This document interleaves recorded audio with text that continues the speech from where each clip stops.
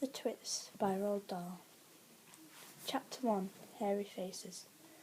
What a lot of hairy-faced men there are around nowadays. When a man grows hair all over his face, it is impossible to tell what he really looks like. Perhaps that's why he does it.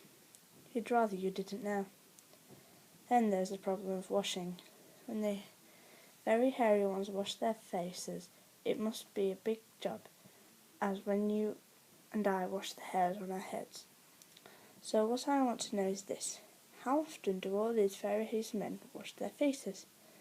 Is it only once a week like us on Sunday nights? And do they shampoo it? Do they use a hairdryer? Do they rub hair tonic and stop their faces from going bald? Do they go to a barber and have their hairy faces cut and trimmed, or do they do it themselves in front of the bathroom mirror with nail scissors? I don't know. But the next time you see a man with a hairy face, which will probably be as soon as you step out onto the street, maybe you'll look at him more closely and start wondering about some of these things. Mr. Twit was one of these very hairy-faced men. The whole of his face, except for his forehead, his eyes and his nose, was covered in thick hair. The stuff even sprouted in revolting tufts out of his nostrils and ear holes. Mr. Twit felt that his hairiness made him look terrifically wise and grand, but in truth he was neither of those things. Mr. Twit was a twit. He was born a twit, and now at the age of 60 he was a bigger twit than ever. The hair on Mr. Twit's face didn't grow smooth and matted as it does on most hairy-faced men. It grew in spikes that stuck out straight like bristles of a nail brush. And how often did Mr. Twit wash this bristly nail brush face of his? The answer is never, not even on Sundays. He hadn't washed it for years. As you know, an ordinary unhairy face like yours or mine simply gets a bit smudgy if it's not washed often enough. And there's nothing so awful about that. But a hairy face is a very different matter. Things cling to hairs, especially food. Things like gravy go right in among the hairs and stay there. You and I can wipe our smooth faces with a flannel, and we quickly look more or less all right again. But the hairy man cannot do that. We can also, if we are careful, eat our meals without spreading food all over our faces, but not so the hairy man.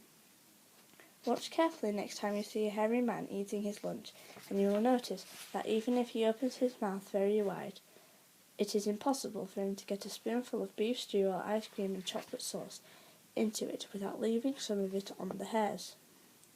Mr. Twit didn't even bother to open his mouth wide when he ate. As a result, and because he never was, there was always hundreds of bits of old breakfasts and lunches and suppers sticking to the hairs around his face. There weren't big bits, mind you, because he used to wipe those off with the back of his hand or on his sleeve while he was eating. But if you look closely, not that you'd ever want to, you'll see tiny specks of dried-up scrambled eggs stuck to the hairs, spinach and tomato ketchup and fish fingers and minced chicken livers and all the other disgusting things Mr. Twit liked to eat.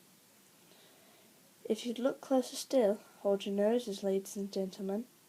If you peered deep into the moustachy bristles sticking out over his upper lip, you would probably see much larger objects that had escaped the wipe of his hand, things that had been there for months and months, like a piece of maggoty green cheese or a mouldy old cornflake, and even the smiley tail of a tinned sardine.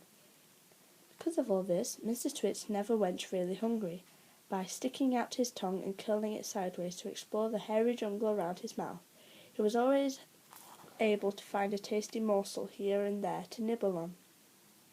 What I am trying to tell you is that Mr. Twit was a foul and smelly old man.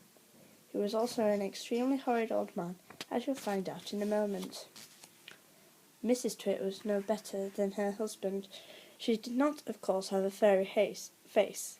It was a pity she didn't, because that at any rate would have hidden some of her fearful ugliness. Take a look at her. Have you ever seen a woman with an uglier face than that? I doubt it.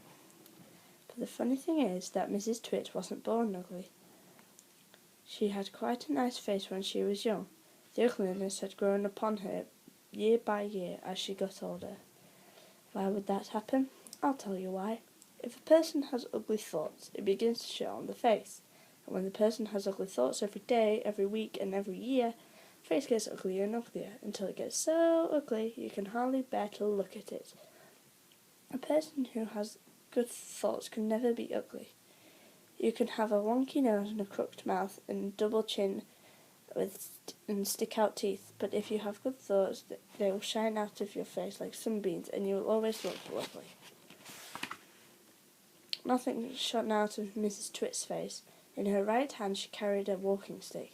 She used to tell people that this was because she had warts growing on the sole of her left foot and walking was painful.